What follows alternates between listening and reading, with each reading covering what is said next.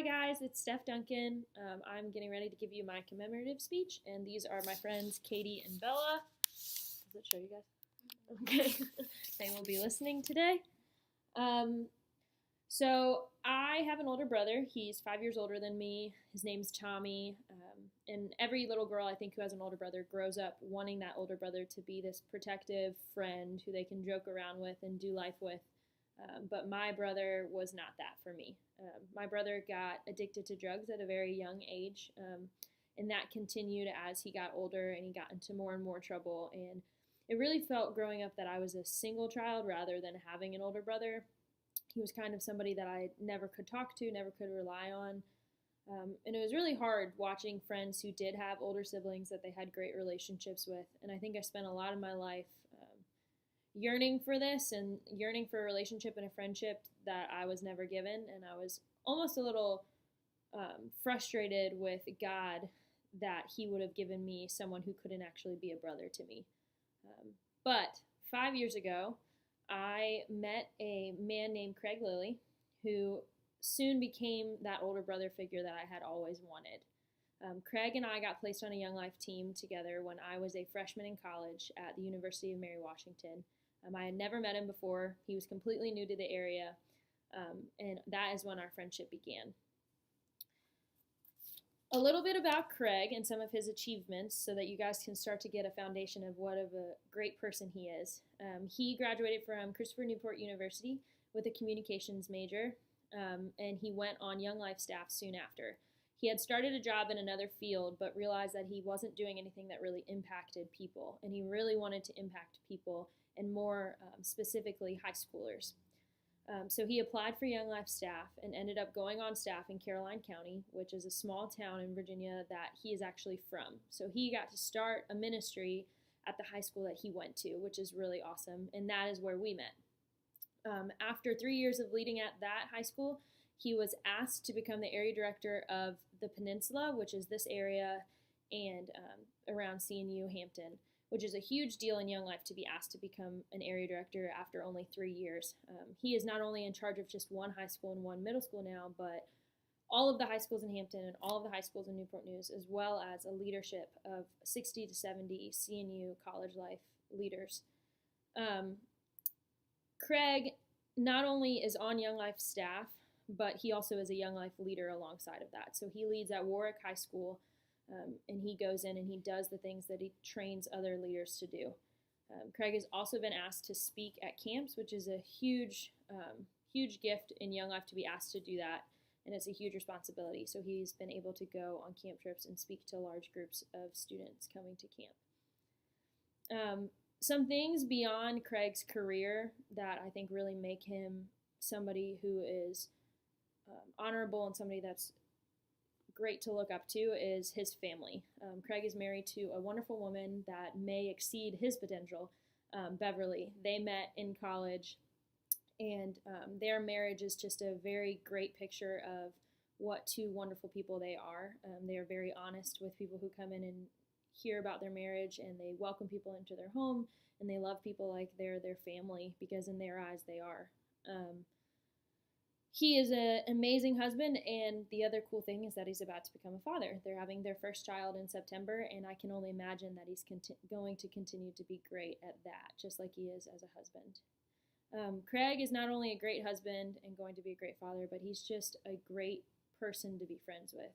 I think most people, if you talk to them, will tell you that one thing Craig does really well is he is intentional, and he remembers things about people, and he makes them feel like they're important, and he actually listens when they talk, which I think in this day and age is really hard to come by. I think we are very consumed in our phones and social media, whereas I think Craig kind of breaks that and really gets to know you as a person, alongside of being funny and joking with you and caring about the things that you care about. Outside of just those two things, Craig is a really hard worker.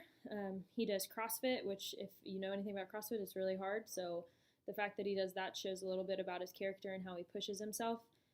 Working in ministry is not always the easiest career. There's not a lot of money in these fields, and so the fact that he sees that as something that's worthwhile shows that he is a hard worker. And he's only 27 years old, so the fact that he's achieved all of these things with such a young age shows a lot about his character and the way that people view him. The greatest quality that I look up to Craig is his spiritual leadership. I think Craig does an amazing job at something that's really hard for some people to do. I think that only few people are chosen to be spiritual leaders, and I think that they are born with gifts that make them that way. There's an article in a book by John Piper called Desiring God, and I'm going to pull out some of the characteristics from that I think Craig really has, that John Piper, who's a theologian, that's the word, who the characteristics that he thinks make a great spiritual leader. One of them, and this is going to sound kind of negative at first, but then when I explain it, it gets better. Intensity. I think that Craig is one of the most intense people that I've ever met. It quotes a scripture when it's explaining intensity, and it says, "I have one passion, and it is He and He alone." And when it says He, it's talking about God, and I think that's very true of Craig. I think that he is first and foremost a Christian, and first and foremost a son of the Father, and he works really hard for that to be what he's defined by, and that can come off as intense sometimes. I think that he tells it like it is, and I think that that's an amazing quality to look up to. Another one is restless, and again, there's a little bit that goes with that. It's a discontentment with the status quo. I think that is something that Craig, like I mentioned earlier, he likes to break through that technological barrier that I think our generation is stuck in. And he likes to be standing for something more than just being a man in society. He wants to be looked at as somebody who's respected and who's somebody who has honor and that respects other people. Articulate is another characteristic that I think Craig has. I think that he is an amazing speaker. You talk to most people and they would say that listening to him speak about God and speak about life, they gain a lot from that. And I think it takes a really good person to be able to do that naturally. I think that you can be taught partially, but I think that most people are born with being able to be articulate, and I think Craig has that. Another characteristic that I think Craig really has is that he's a dreamer. He dreams for what can be. He dreams of what the future he thinks for people should be, and he gives that to them, and he prays that over them, and he hopes that for them. And I think that he doesn't just get stuck in a rut of what's going on right now, but he thinks about the possibilities, and he works towards those. And last, but definitely not least, I think a big characteristic that Craig has is his ability to teach people. I think that he, first and foremost, asks himself hard questions about life. He works through those, and then he teaches other people through that and asks hard questions to them. And he works through those with the people that he's asking. And he gets them to come to conclusions on their own, but in a way where they're guided and they feel lifted up. He likes to put himself in other people's shoes, and he likes to really understand what you're dealing with. And he'll take the time outside of a conversation to really think about things that you ask or stuff that you're dealing with, and then he'll come back to you and give you answers, and you know that he's thought and he's prayed about those things, and it's not just off the cuff. It's really intentional responses. To conclude this commemorative speech for Craig, I would just want to thank him. I think that God can give us family that's not necessarily blood related, and I think that that's what Craig is in my life, and probably to a lot of other people. I want to thank him for caring for me in a way that I couldn't imagine anyone caring for me, for leading me in my spiritual life is something that's huge because my family is not spiritual, and that I am just excited for what's to come. I'm appreciative of our friendship, and I'm excited to watch it grow. Thank you guys. What is your password?